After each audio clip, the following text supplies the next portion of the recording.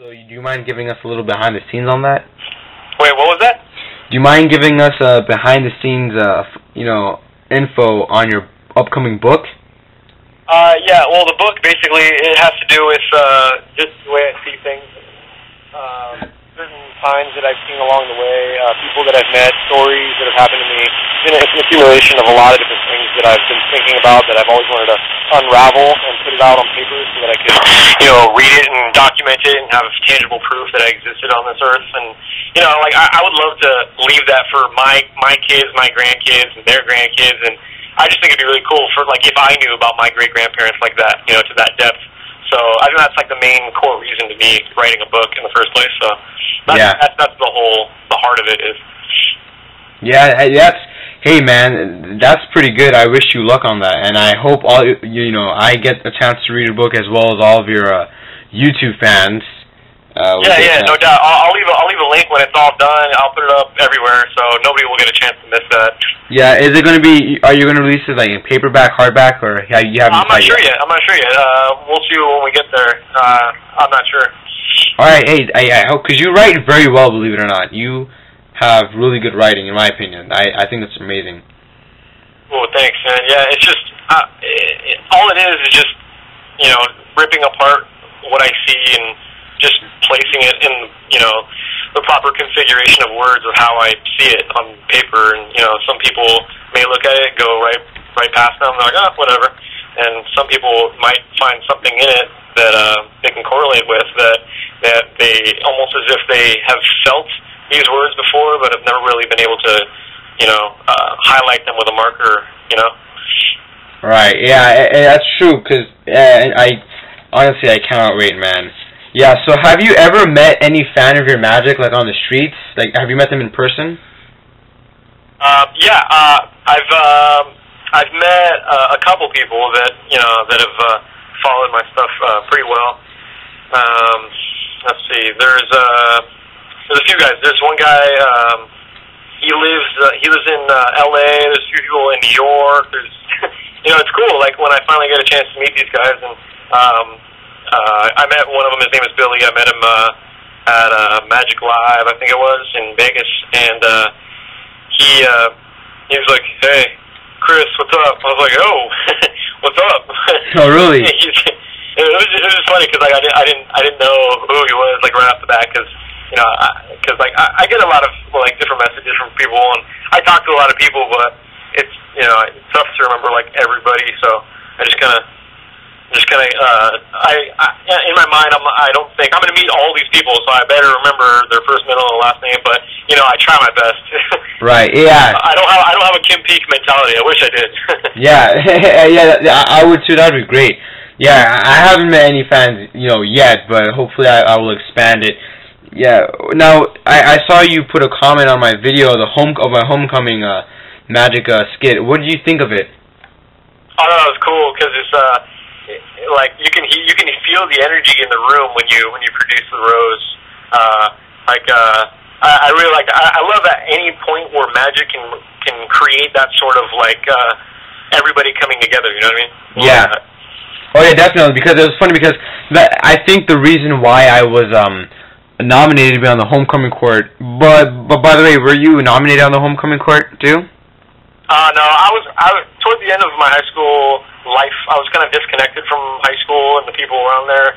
I was extremely into rhyming and beatboxing and poetry and all these things, and I was I basically in a sense I shut myself off away from everybody else, and I focused on me to the point where that's all I saw. So I think I owe that to all the different things that I've applied myself in throughout my childhood, that I've always wanted to be the best at everything that I got into, Right. Because I don't know, ever since I was a kid, I've just never really wanted to just settle and just do something mediocre or do something not at my full potential. So it's a pride thing for me. I love conquering things. I love climbing to the top of a mountain and then moving on to a different mountain, which is why I fluctuate in the things I want to do. And the next thing that I want to tackle is piano.